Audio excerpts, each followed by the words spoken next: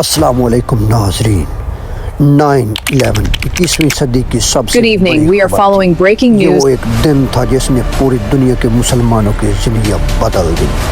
ایک طرف دنیا کی سب سے سپر پاور امریکہ اور دوسری طرف ایک ہی آدمی اسامہ بن لادن جو دنیا کا سب سے مطلوب دہشت گرد قرار دیا گیا تھا۔ یہ پہلی بار نہیں تھا کہ امریکہ کے ان بلند ٹاوروں پر حملہ کیا گیا ہو۔ ان کے اندر اور ان کے آس پاس تقریباً 500 فلمیں بنائی گئی تھیں۔ یہ وہ ٹاور تھے جو اس وقت دنیا کے سب سے بلند ٹاوروں میں سے تھے۔ یہ آج کے برج خلیفہ جیسی عمارت بلند مانا جاتا ہے، اسی دور میں یہ بلند ترین عمارتیں مانا جاتا تھا۔ آج سے تقریباً 23 سال پہلے چائنا اتنا زیادہ طاقتور نہیں تھا۔ واحد امریکہ دنیا کی سپر پاور تھا جسے چیلنج کرنا کوئی آسان کام نہیں تھا۔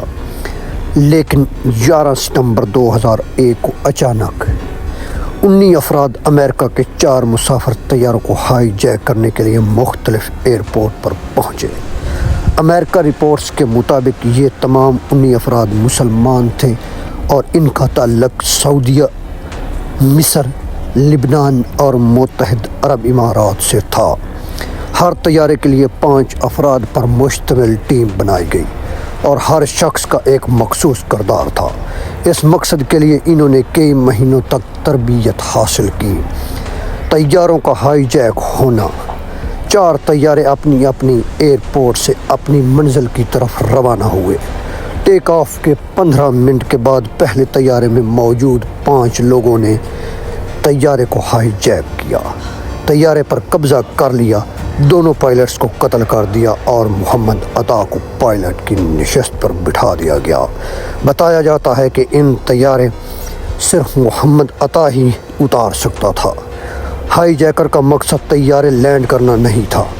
غلطی سے محمد عطا نے ایئر ٹریفک کنٹرول سے رابطہ کر لیا اور کہا کہ سب ٹھیک ہے، ہم طیارہ ایئرپورٹ کی طرف لے کر آ رہے ہیں۔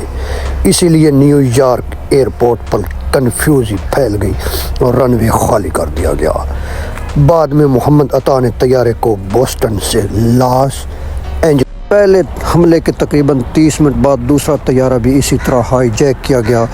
پوری دنیا ٹی وی پر پہلا ٹاور جلتا ہوا دکھائی دے رہا تھا کہ اچانک دوسرا طیارہ مکمل تیز رفتاری سے ٹاور سے ٹکرا گیا۔ تب سب کو یقین ہو گیا کہ یہ حادثہ نہیں بلکہ حملہ ہے۔ صدر بش کو کہا گیا، مسٹر پریزیڈنٹ، امریکہ پر حملہ ہو چکا ہے۔ امریکی فوج ہائی الرٹ ہوئی، تمام پروازیں معطل کر دی گئی، مگر 2 طیارے اب بھی ہائی جیک تھے۔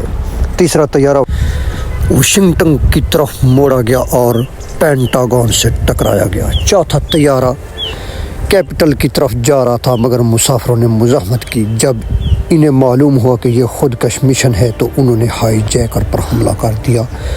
آخرکار طیارہ پینسلونا میں گر کر تباہ ہو گیا۔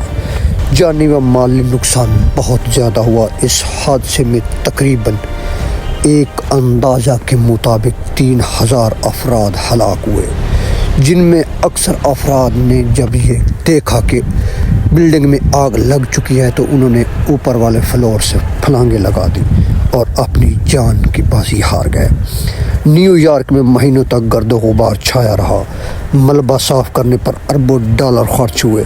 اصل معاشی نقصان نیو یارک کی اسٹاک ایکسچینج کو ہوا، مارکیٹیں کریش کر گئی اور امریکہ کو تقریباً 1.4 ٹریلین ڈالر کا نقصان ہوا۔ مگر اسی دوران اسلحہ بنانے والی کمپنی، جنگی طیارے اور ٹینک بنانے والی کمپنیاں غیر معمولی منافع کمانے لگیں۔ مسافروں پر اثرات ہوئے۔ دنیا بھر کا مسلم علماء اور IC مکہ مفتی اعظم حتیٰ کہ آیت اللہ خامنائی نے بھی ان حملوں کی مذمت کی اور کہا کہ ان کا اسلام سے کوئی تعلق نہیں۔ اس کے باوجود مغرب میں اسلاموفوبیا پھیل گیا، حجاب پہننے والی عورتوں پر حملے کیے گئے، مسلمانوں کو دہشت گرد قرار دیا گیا۔ افغانستان جنگ بندی میں چلا گیا اور اسامہ بن لادن کی وجہ سے امریکہ نے افغانستان والوں سے کہا کہ ہمیں اسامہ بن لادن چاہیے۔ طالبان نے ثبوت مانگے مگر امریکہ نے انکار کر دیا اور افغانستان پر حملہ کر دیا۔ یہ جنگ چند ہفتوں کی نہیں تھی، یہ 20 سال تک جاری رہی۔ 2011 میں ایبٹ آباد میں پاکستان میں امریکہ آپریشن کے ذریعے اسامہ بن لادن کو مار دیا گیا۔ اس کے باوجود امریکہ افغانستان پر قابض رہا اور 10 سال بعد آخرکار 2021 میں امریکہ افواج کے خلا کے بعد طالبان بغیر بڑی مزاحمت کے دوبارہ اقتدار میں آ گئے۔ اس نتیجے میں تقریباً 46 لاکھ افراد ہلاک ہوئے، 4 کروڑ سے زائد افراد بے گھر ہوئے، $8 ٹریلین سے زائد اخراجات ہوئے۔